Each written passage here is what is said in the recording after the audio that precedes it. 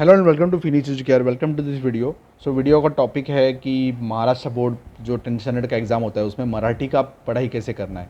कि बहुत सारे जो नॉन मराठी बच्चे हैं या नॉन महाराष्ट्रन बच्चे हैं या फिर बहुत सारे मराठी बच्चे भी हैं, उनको मराठी का प्रिपरेशन करना थोड़ा डिफिकल्ट जाता है, या फिर महाराष्ट्र बोर्ड में लैंग्वेजेस का स्टडी करना या लैंग्वेजेस में स्कोर करना बहुत डिफिकल्ट है। क्योंकि आपको मैथ्स में 100 आउट ऑफ 100 मिल सकता है, लेकिन लैंग्वेज में 90+ स्कोर करना बहुत डिफिकल्ट है। तो लैंग्वेज का जो पढ़ाई होता है वो अलग तरीके से करना पड़ता है, उसकी अच्छे से प्रिपरेशन करनी पड़ती है ताकि आपकी जो ओवरऑल परसेंटेज है वो बढ़ सके। क्योंकि बहुत सारे बच्चों को अगर आपने देखा होगा कि उनको लैंग्वेज में ही कम मार्क्स मिलते हैं, बाकी सब्जेक्ट्स में अच्छे मार्क्स स्कोर कर लेते हैं, लेकिन लैंग्वेज में 85 या 90 स्कोर करना बहुत डिफिकल्ट होता है। तो हम अब इस वीडियो में देखेंगे कि मराठी का आप पढ़ाई कैसे कर सकते हो और मराठी का अच्छे से पढ़ाई करके आपके मार्क्स कैसे इंप्रूव कर सकते हो। ओके, सो मराठी अगर आपने देखा तो हम इस पेपर को, या मैंने ये पेपर टारगेट पब्लिकेशन से डाउनलोड किया है। ये जो 10th महाराष्ट्र बोर्ड का जो पेपर था मार्च 2023 का, वो पेपर है। तो इस पेपर में अगर आपको, मैं इस पेपर को अगर डिवाइड करूँगा तो मैं 3 हिस्सों में डिवाइड कर सकता हूँ। एक आता है पैसेज राइटिंग, दूसरा आता है ग्रामर, और तीसरा आता है जो राइटिंग स्किल्स है आपके। तो ये 3 भाग में आपको पेपर में आपको डिवाइड कर सकते हैं, और तीनों का आपको अलग अलग तरीके से, अलग अलग अप्रोच से प्रिपरेशन करना पड़ेगा, जिसके वजह से क्या होगा कि आपका मार्क्स ओवरऑल बढ़ेगा। तो सबसे पहले हम बात करते हैं गद्य। गद्य मतलब बेसिकली क्या होता है कि ये इंग्लिश में जैसे होता है कि पैसेज पढ़ना है, उसके बेसिस पे आपको क्वेश्चंस के आंसर लिखने हैं। ठीक है, कुछ सीन पैसेज आते हैं, सीन मतलब टेक्स्ट बुक में से आते हैं, कुछ आते हैं अनसीन मतलब कुछ बाहर से आते हैं टेक्स्ट बुक के। ठीक है, बाहर से जो आते हैं कंपैरेटिवली ईजी होते हैं और टेक्स्ट बुक के आपको तो पता होते हैं। तो इसका प्रिपरेशन कैसे करना है, जो नॉन मराठी बच्चे हैं जिनको मराठी समझ में नहीं आती है, उसको डिफिकल्ट होता है, कुछ वर्ड समझ में नहीं आते हैं, ठीक है, तो इन सब के लिए भी ये मैं जो बोलूँगा वो फ़ायदे का होगा। सबसे पहले आपको क्या करना है कि टेक्स्ट बुक रीड करना है, जितना हो सके टेक्स्ट बुक रीड करो। समझ लो कि जो नॉन मराठी बच्चे हैं उनको मराठी समझ में नहीं आता है, उनको क्या करना है, टेक्स्ट बुक रीड करना है। पहले तो क्या करना है, जब भी टीचर स्कूल में सिखाती है या आपने कोचिंग क्लासेस ज्वाइन किया होगा, वहाँ जो टीचर सिखाती है, तो आपको जब भी वो सिखाते हैं तो आपको लेसन समझ में आना चाहिए, उसकी स्टोरी क्या है वो पता होना चाहिए। ठीक है, वो अगर पता हो गई, उसके बाद आपको क्या करना है कि टेक्स्ट बुक बार बार रीड करना है, जितना हो सके टेक्स्ट बुक रीड करना है। टेक्स्ट बुक रीड करने के बाद अगर आपको लगता है कि कोई वर्ड आपको नहीं समझ में आ रहा है तो उसको अंडरलाइन करो, अंडरलाइन करके हाईलाइट करो। उसके बाद क्या करो, वो वर्ड को गूगल में आप जा सकते हो, गूगल में, या आपके दोस्त को भी पूछ सकते हो, फ्रेंड्स को पूछ सकते हो। गूगल में आपको क्या करना है, ट्रांसलेट करना है कि मराठी वर्ड का इंग्लिश मीनिंग क्या है या हिंदी मीनिंग क्या है।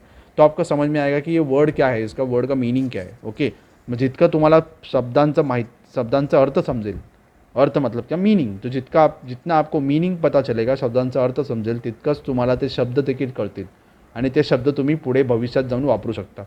अब ये मैंने क्या बताया कि जितना आपको वर्ड समझ में आएगा, वो वर्ड अगर आपको समझ में आया, आपके ध्यान में रहा, तो आप जब भी आगे जाके ऐसे लिखोगे या लेटर राइटिंग लिखोगे, जो भी लिखोगे मराठी में, तो आप उस वर्ड को यूज़ कर सकते हो और आपके सेंटेंस में उसको डाल सकते हो। तो क्या करना है कि सबसे पहले टेक्स्ट बुक रीड करना है, जितना हो सके टेक्स्ट बुक रीड करो।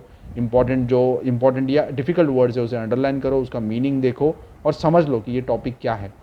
इसका फ़ायदा क्या होगा, जब भी आप पैसेज वाले क्वेश्चन पढ़ोगे, जैसे कि पैसेज दिया है, उसके बेसिस पे कुछ क्वेश्चन है। ठीक है, उतारा मतलब क्या, पैसेज, तो पैसेज पढ़ना है, उसके बेसिस पे क्वेश्चन दिए है, तो ये क्वेश्चन के आप इजीली आंसर कर सकते हो। अगर एक सोचो कि आपने कभी टेक्स्ट बुक पढ़ा ही नहीं, आपको थोड़ा सा स्टोरी क्या है पता है, आपने कभी टेक्स्ट बुक पढ़ा नहीं, आप सीधा एग्जाम में जा रहे हो, पैसेज पढ़ रहे हो और आंसर ढूंढने का कोशिश कर रहे हो, तो आपको ये पैसेज 4-5 बार पढ़ना पड़ेगा और उसका आंसर ढूंढना पड़ेगा, बहुत टाइम लगेगा। तो अगर सोचो कि आपने पहले से ही पढ़ लिया, आपको पूरा पैसेज पता है, क्या है लेसन पता है, तो आपको क्या करना है, एग्जाम में सिर्फ एक बार रीड करना है, उसके बाद जाके ये फटाफट क्वेश्चन के आंसर आप सॉल्व कर सकते हो। ठीक है, वैसे देखो यहाँ कंसेप्ट मैप जैसा दिया है कि ये इसका आंसर कहाँ है, इसका आंसर अंदर ही है पैसेज में, तो आपको यहाँ से पढ़ना है और यहाँ फिल करना है। ठीक है, स्वमत, स्वमत मतलब क्या, आपका खुद का मत, मत मतलब क्या होता है कि खुद का ओपिनियन लिखना है आपको। तो ये ऐसे टाइप के क्वेश्चंस आपको पता है कि बहुत बार आते हैं एग्जाम में, तो ऐसे टाइप के क्वेश्चंस आप पढ़ सकते हो डाइजेस्ट में, अलग अलग जगह पे इसके आंसर दिए होते हैं, टीचर भी आंसर देती है, तो जितना पढ़ोगे उतना आप एग्जाम में लिखोगे। बाय हार्ट मत करो, समझ लो पहले क्या है वो। स्वमत मतलब क्या, खुद का आप ओपिनियन दे रहे हो। तो जितना, जैसे मैंने बोला कि आप जब भी पढ़ोगे तो आपको नए नए वर्ड समझ में आएंगे, नए नए वर्ड समझ में आएंगे, तो आप उसको एग्ज़ाम में लिख सकते हो। तो जितना हो सके उतना आपका वोकेबलरी बढ़ा, वोकेबलरी मतलब क्या, मराठी के वर्ड्स आपको बहुत सारे पता होना चाहिए, जिसके वजह से क्या होगा कि आप एग्ज़ाम में उसको यूज़ कर पाओगे और अच्छे से लिखोगे। सेम ये देखो, ये यहाँ भी पैसेज दिया है, पैसेज लिखना है और आपको ये लिखना है। ठीक है, उसके क्वेश्चंस के आंसर सॉल्व करने हैं। अगर यहाँ भी स्वमत है, ठीक है, ग्लोबल वार्मिंग से दुष्परिणाम, ग्लोबल वार्मिंग क्या होता है कि ग्लोबल वार्मिंग टेम्परेचर सब बढ़ जाता है, उसकी वजह से क्या होगा, तो ये स्वमत आपको पता होना चाहिए कि उसका क्या मीनिंग है। पहले तो ग्लोबल वार्मिंग के दुष्परिणाम, दुष्परिणाम क्या है वो पता होना चाहिए। दुष्परिणाम मतलब क्या, इफेक्ट्स, उसके नेगेटिव इफेक्ट्स क्या है। दुष् मतलब क्या, नेगेटिव इफेक्ट्स है, ठीक है। अभी देखो, तुम्हाला अभिप्रेत असलेला आदर्श विद्यार्थ्याची गुणवैशिष्ट्ये लिहा। तुम्हाला अभिप्रेत मतलब आपको लगता है कि आदर्श विद्यार्थी, विद्यार्थी मतलब क्या, स्टूडेंट, आदर्श स्टूडेंट मतलब सबसे अच्छा स्टूडेंट कैसा होना चाहिए, उसके बारे में आपका मत क्या है, आपका ओपिनियन क्या है, तो उसके बारे में लिखो। ये जब तक आपको मराठी नहीं समझ में आता है, जब तक आप मराठी के वर्ड्स आपको पता नहीं, तो अब तक आप लिख नहीं पाओगे। तो जितना हो सके उतना मराठी रीड करो। एक साल में मराठी लोगों से बात करो, मराठी फ्रेंड्स से आपके, उनके साथ बात करो, कैसे बात करते हैं, कौन से वर्ड्स यूज़ कर सकते हैं, ठीक है, उनसे समझ लो। कि मैंने बहुत सारे बच्चों को देखा है कि मराठी में फ़ेल हो जाते हैं, बाकी सब्जेक्ट्स उनको अच्छे से आते हैं लेकिन मराठी उनको नहीं जमता, तो फेल हो जाते हैं। तो 10th में आपको फेल होना है या पास होना है, आपको डिसाइड करना है। तो पास होना है तो आपको एफर्ट लेने ही पडेंगे, ठीक आहे। तो स्वमत अशा पद्धतीने तुम्ही करू शकता।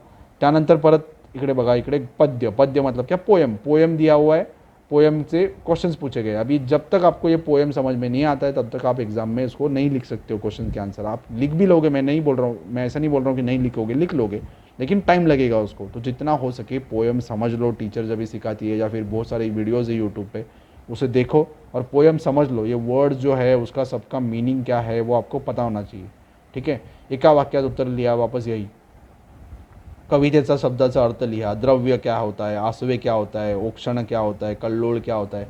अभी आपको पता ही नहीं तो आप लिख नहीं पाओगे। तो जब भी आप पढ़ोगे तभी भी, तो यहाँ ये सपोज़ ये कोई वर्ड है जिसका आपको मीनिंग नहीं पता है, तो उसको लिखो, उसका मीनिंग लिखो, ठीक है। कल्लोळ क्या होता है, ठीक है, जिद्द क्या होता है, ठीक है। ऐसे ही करोगे तो आपको उसका आंसर लिख सकते हो। सेम कवितेमध्ये जे मुद्दे दिलेले आहेत ते लिहा, सब उसके ऊपर है। स्थूल वाचन, ठीक है।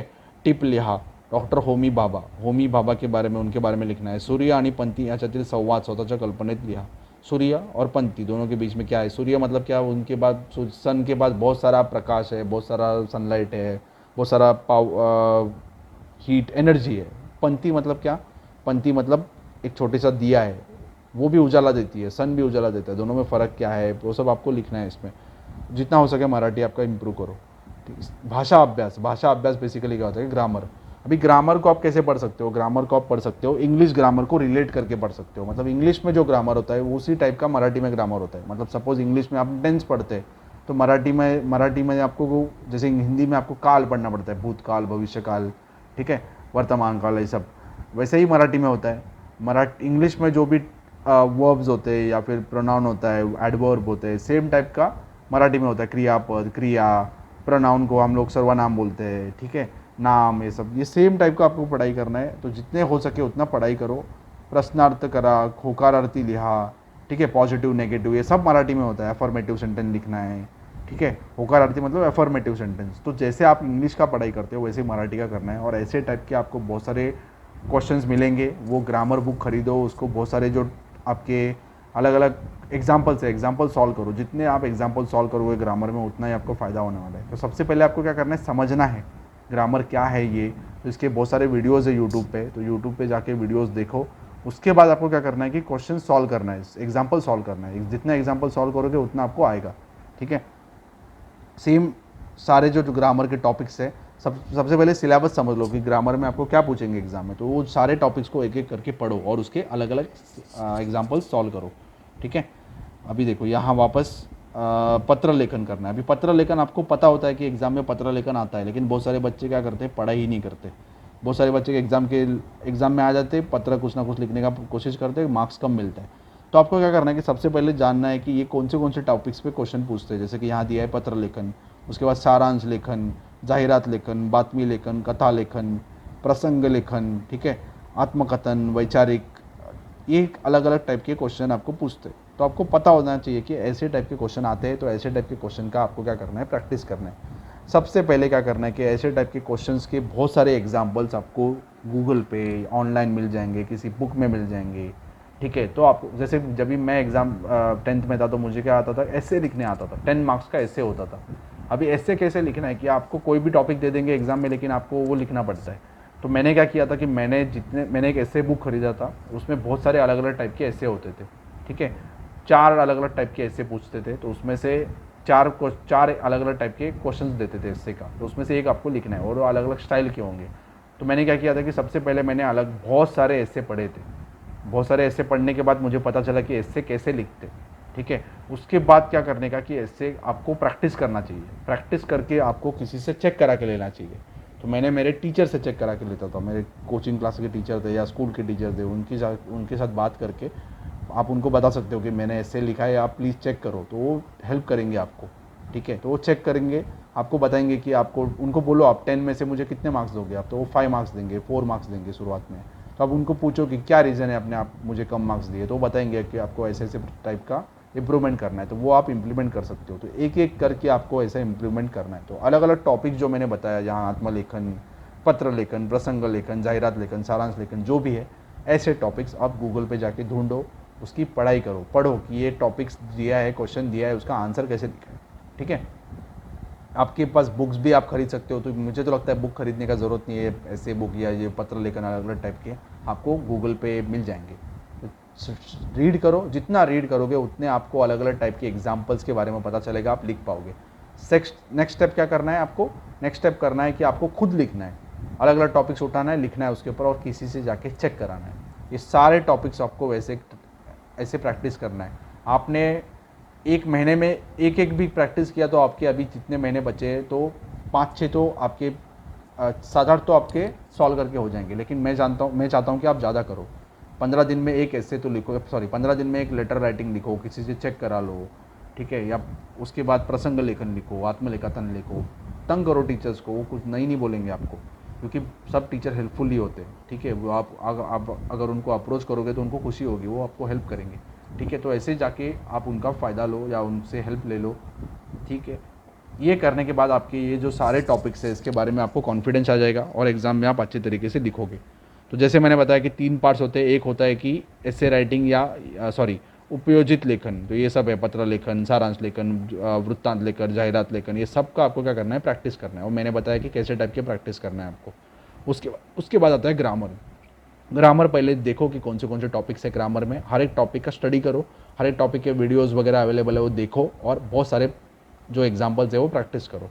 तीसरा आता है ये पैसेज, पोएम का भी पैसेज आता है और लेसन का भी आता है। तो सबसे पहले क्या करना है, लेसन रीड करना है, पोएम रीड करना है, उसका मीनिंग समझना है, अलग अलग जो वर्ड्स है उसको समझना है, उसका इंग्लिश में हिंदी में मीनिंग समझना है, ठीक है।